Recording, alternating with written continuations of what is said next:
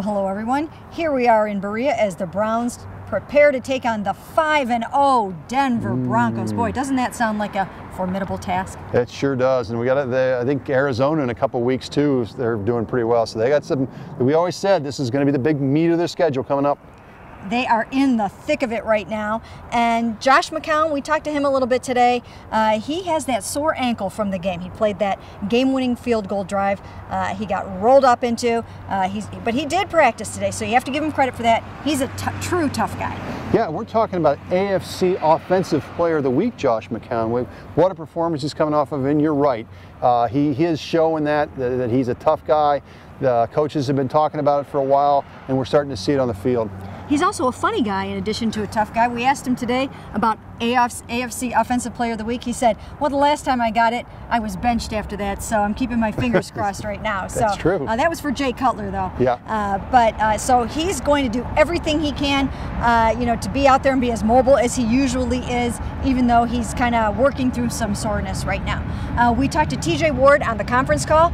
TJ Ward comes in here, well, he says he always has a chip on his shoulder, but he admits he's going to come in here with a little extra emotion. Absolutely. I mean, he could still be part of this team. I'm sure he's very happy where he is. He's coming off making the Pro Bowl. Like Dante Whitner last year, he's off to a tremendous start. He was the AFC Defensive Player of the Week last week.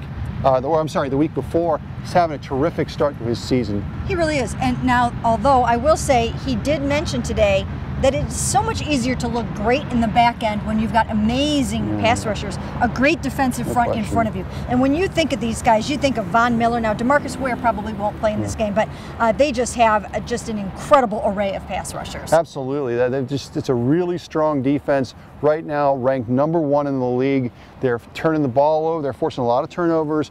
They're right up there in leading in the sacks.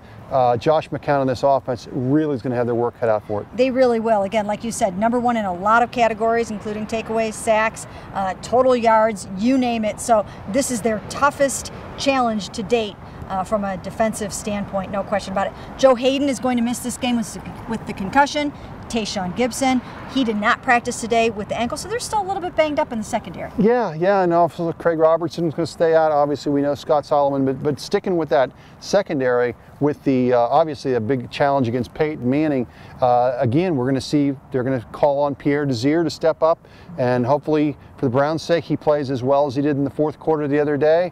It's going to be a big challenge for him, though. Now, everyone talks about, Peyton Manning isn't the Peyton Manning of old, but 50% of Peyton Manning is better than 100% of most quarterbacks. Yeah, I agree. So like you said, the Browns will have their work cut out for them this weekend on both sides of the ball, and they know it. And we will have it all right here for you on cleveland.com.